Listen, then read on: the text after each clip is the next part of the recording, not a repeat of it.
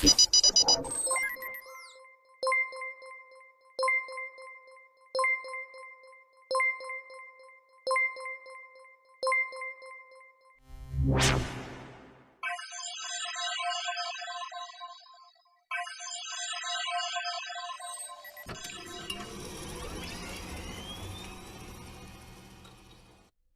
mati meninggalkan gadingnya, manusia mati meninggalkan ilmunya. Setiap manusia ingin meninggalkan prasasti pada penghujung hayatnya. Namun, ilmu dan akhlak mulialah yang mampu dikenang sepanjang masa. Kiai Haji Bahar Nawawi merupakan sosok ulama karismatik yang sukses meninggalkan prasasti keilmuan dan akhlak mulia yang senantiasa melekat pada setiap orang yang pernah mengenalnya, utamanya masyarakat desa Pakong Modung Bangkalan.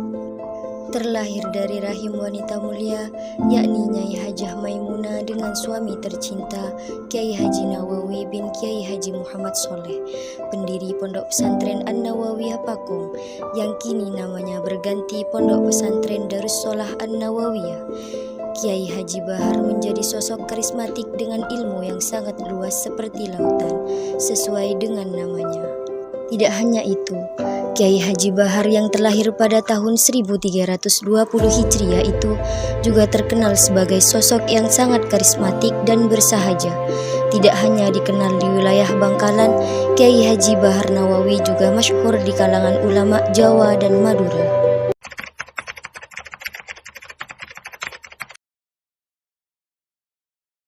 Layaknya ulama-ulama lain, Bahar kecil dididik oleh kedua orang tuanya. Beliau belajar adab dan dasar-dasar agama kepada ayahnya sendiri, yaitu Kiai Haji Nawawi.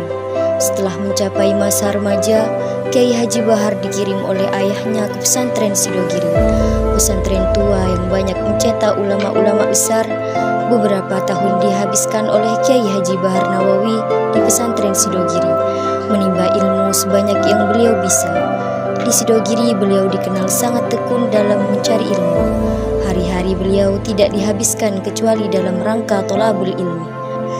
Bahkan kesaksian salah seorang khodim Kiai Haji Nawawi yang bertugas mengirim Kiai Haji Bahar semasa berada di pesantren.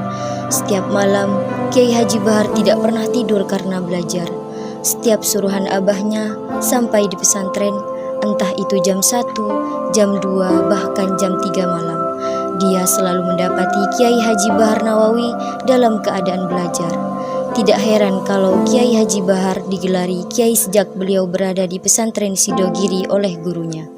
Bahkan termasuk salah satu santri yang diperkenankan mengimami di musola sakral pesantren, di mana musola itu tidak pernah diimami kecuali dari majelis keluarga Sidogiri.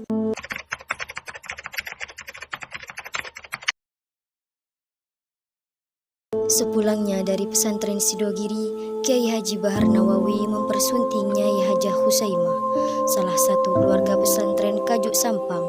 Dari pernikahan itu, Kiai Haji Bahar dikaruniai 2 putra, yakni Kiai Haji Soleh Baharis dan Kiai Abdul Hadi. Namun sayang, Kiai Abdul Hadi wafat di usia muda saat beliau menuntut ilmu di Al-Azhar Kairo.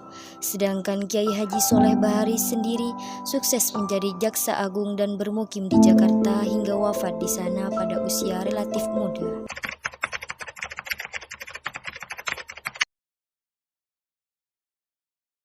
Pada saat Kiai Haji Nawawi wafat, pesantren Pakong mengalami kekosongan kepemimpinan selama 3 tahun.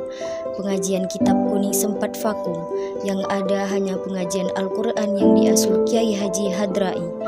Putra-putri Kiai Haji Nawawi sudah banyak keluar dari desa Pakong. Kiai Haji Bahar sudah berada di rumah istri beliau, yakni Nyai Husaimah Kajuk Sampang. Kiai Haji Suyuti sebagai adik Kiai Haji Bahar juga sudah berada di Koangko, Keranggan. Sedangkan Kiai Haji Abdullah juga sudah berada di desa Katon. Dan Kiai Haji Zubair serta Kiai Haji Mustafa sedang menempuh pendidikan di pesantren. Antara satu dengan yang lain saling menunjuk untuk pulang dan mengisi kekosongan kepemimpinan di pesantren Pakong. Namun semuanya tidak ada yang berkenan. Kiai Haji Bahar sendiri telah 2 kali dijemput untuk pulang ke desa Pakong oleh saudara-saudara beliau. Selain posisi Kiai Haji Bahar merupakan anak paling tua, Kiai Haji Bahar juga merupakan yang paling alim di antara yang lain. Hingga pada akhirnya, untuk ketiga kalinya Kiai Haji Bahar dijemput di Sampang oleh Kiai Haji Abdullah untuk melanjutkan estafet kepemimpinan pesantren ayahnya. Kiai Haji Bahar berkenan untuk pulang. Namun rencana tidak sesuai dengan ekspektasi. Untuk pulang ke desa Pakong, Kiai Haji Bahar Nawawi masih belum mendapat izin dari Nyai Hajah Husaimah. Nyai Hajah Husaimah masih enggan untuk berada di Pakong. Namun semakin lama, perjalanan ini dirasa cukup melelahkan dan senantiasa diminta oleh saudara-saudaranya untuk menetap saja di Pakong.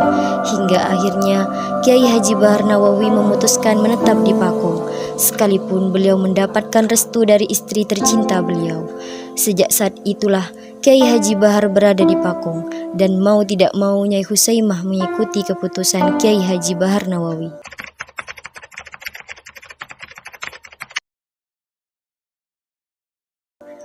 Kiai Haji Bahar Nawawi terkenal begitu arif dan bijak.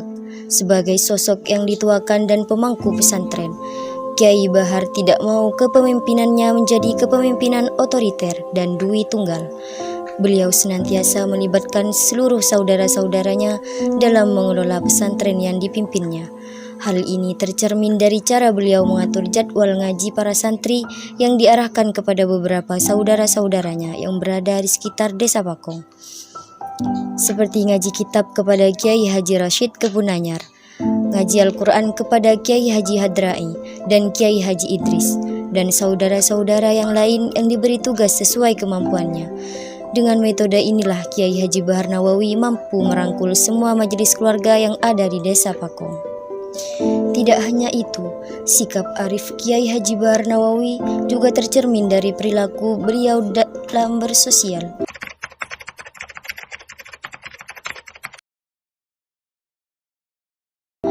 Indikator suksesnya sebuah dakwah adalah ketika dakwah itu mampu menjadi perilaku bagi sasarannya. Metode dakwah tutur biasanya lebih cenderung dipilih oleh para dai untuk menyampaikan pesan dakwahnya. Namun berbeda dengan Kiai Haji Bahar Nawawi yang lebih memilih dakwah bilhal, Kiai Haji Bahar Nawawi sangat jarang untuk mengisi ceramah.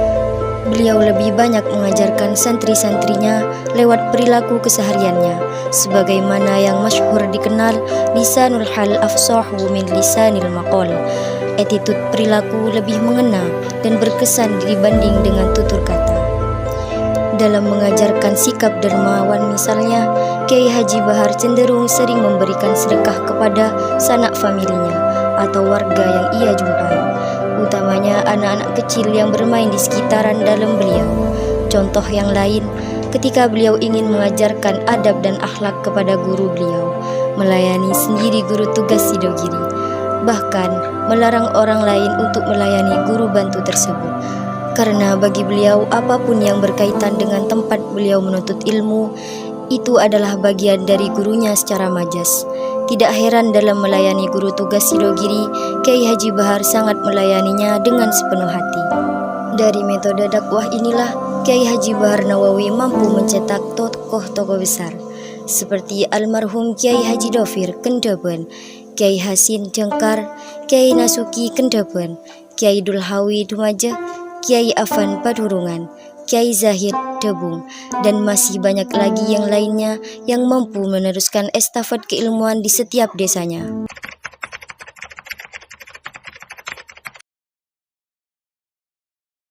Kiai Haji Bahar Nawawi memanglah sangat berkesan di hati orang yang mengenalnya. Bahkan keberadaan beliau sangat disegani oleh kalangan ulama. Sebagai pribadi yang mendalami ilmu sufi, bahkan memiliki gelar mursyid khos thariqah Naqsabandiyah, Kiai Haji Bahar senantiasa menjadi cermin dan teladan para santri dan warga masyarakat. Kelembutan sikap beliau dalam bersosial senantiasa meninggalkan bekas baik pada mereka. Tepat pada tahun 1992, Kiai Haji Bahar Nawawi tutup usia. Tangisan sedih mewarnai desa Pakong tidak hanya dari kalangan tua, bahkan anak kecil yang pernah berinteraksi dengan beliau pun merasa kehilangan atas wafatnya beliau. Kini tahun 2023, tepat 30 tahun sejak wafat beliau, namun waktu yang panjang tidak akan pernah menghapus jejak mozaik beliau. Semoga kita semua yang hadir di sini diakui sebagai santri beliau dan bisa berkumpul dengan beliau kelak. Amin.